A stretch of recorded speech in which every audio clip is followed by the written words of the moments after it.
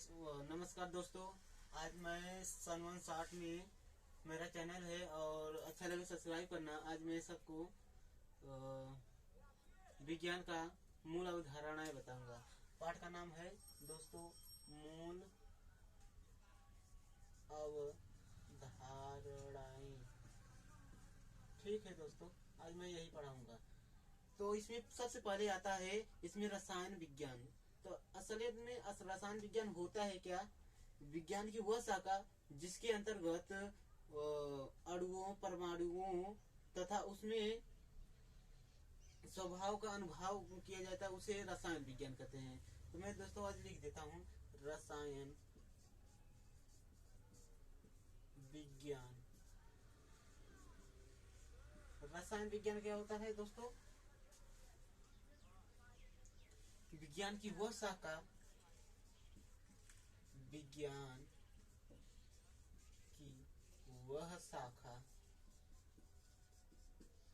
जिसके अंतर्गत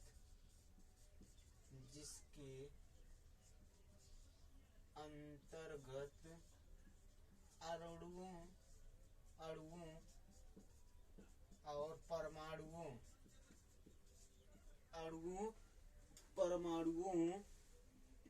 तथा उसमें स्वाभाविक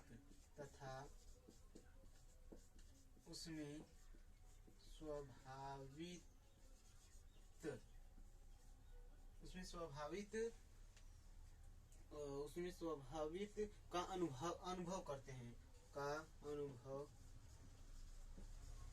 अनुभव करते हैं उसे रसायन विज्ञान कहा जाता है।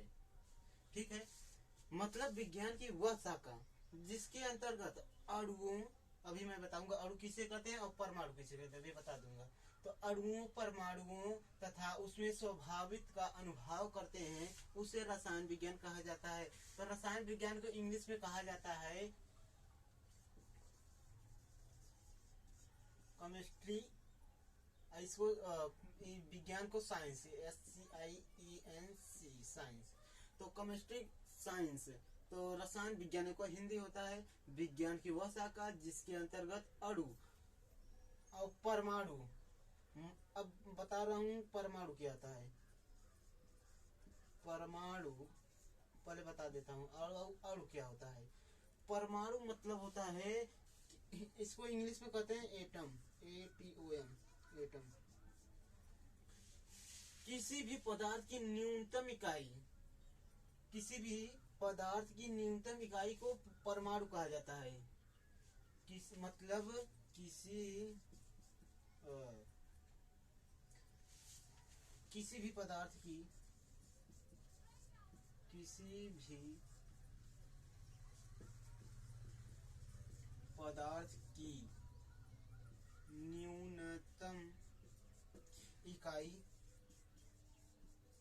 किसी भी पदार्थ की न्यूनतम इकाई को परमाणु कहा जाता है। दोस्तों मतलब परमाणु एटम होता है इंग्लिश में। किसी भी पदार्थ की न्यूनतम इकाई को परमाणु कहा जाता है। जैसे छोटे छोटे कण जो होते हैं, तो उसमें मुझे जो न दिखाई दे तो उसे हम परमाणु कहा जाता है। ठीक है, तो जैसे मैं कुछ भी जमीन पर देखूं, मुझे जो आंख से न दिखे तो उसे क्या कहते हैं? परमाणु। बस छोटे छोटे कण, मतलब जैसे मैं आप सब कह सकते हैं ऐसे बना दीजिए, छोटे छोटे कण ऐसे बिंदी कर दीजिए जो हमें न दिखे। ठीक है, उसे हम क्या कहते हैं? परमाणु। अब अणु क्या होता है? अणु इधर हम बता दे रहे हैं। अणु दोस्तों, अणु मतलब दो या दो से अधिक परमाणु के सहयोग से अणु बनते हैं। दो या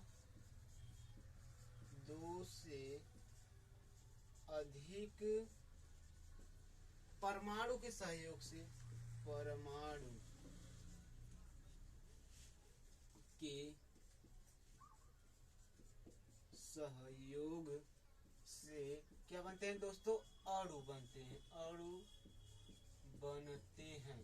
तो उन्हीं अणु को क्या कहते हैं, अणु ही कहते हैं। दो या दो से अधिक परमाणु, मतलब एक अणु रहे और उधर से एक अणु रहे, दोनों आपस में मिल जाए उसे क्या कहते हैं, परमाणु। परमाणु मिलके अणु बनते हैं। तो जैसे मान लो हम बता रहे हैं,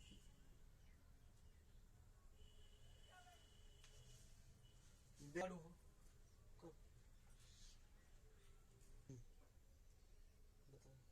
तो दोस्तों यहाँ पर जो H प्लस H है, उसको H को हाइड्रोजन कहते हैं, और C को कार्बन, O को ऑक्सीजन, N को नाइट्रोजन, और C को यही बता दें कार्बन। तो मतलब ये H परमाणु एक है, परमाणु, और ये भी परमाणु है, परमाणु।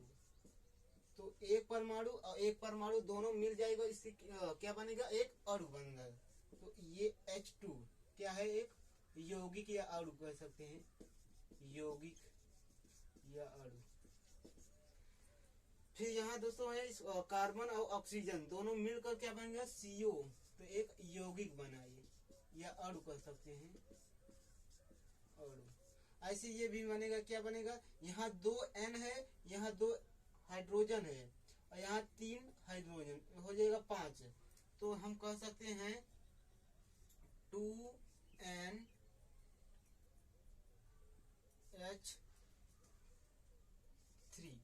2NH3 कह सकते हैं। तो ये एक यौगिक है या अणु कह सकते हैं, यौगिक या अणु।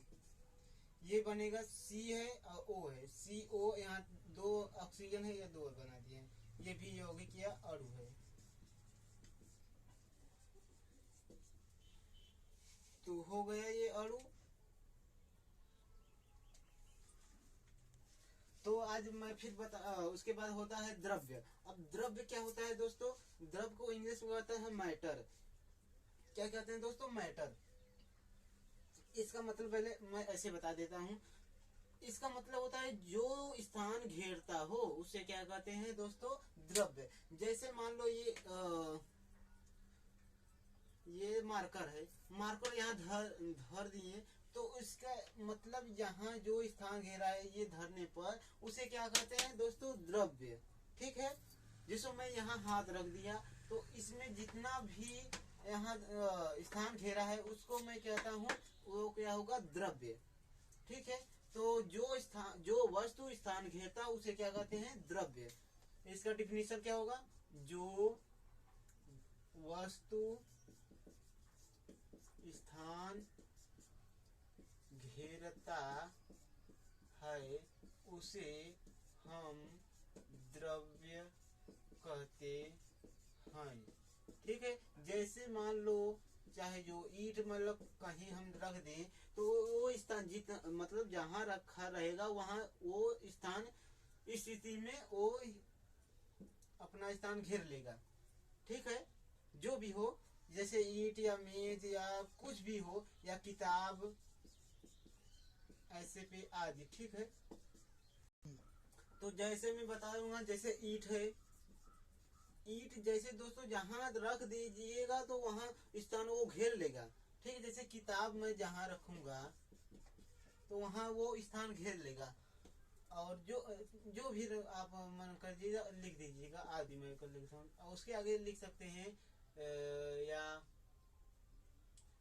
मेज, कुर्सी, ठीक है, आदि में। जो द्रव्य होता है वो 3 प्रकार का होता है। द्रव्य 3 प्रकार का होता है। कौन कौन दोस्तों, पहला नाम है ठोस द्रव्य, दूसरा ठोस, और दूसरा है द्रव, तीसरा गैस। मैं ऐसे ही बता देता हूँ इसको क्या कहते हैं। ठोस मतलब होता है जिसका आकार और आयतन दोनों निश्चित हो, उसे क्या कहते हैं, ठोस। आयतन और आकार,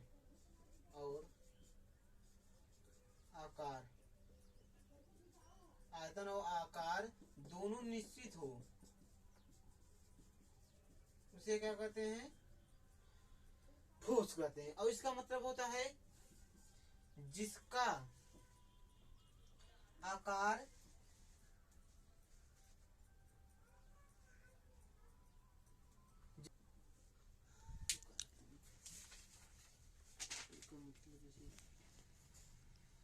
हमारे से तो बता जाए मतलब जो वस्तु ठान घेरता है तथा जिसमें भार होता है उसे द्रव्य कहते हैं। भार कैसे छोड़ते रहते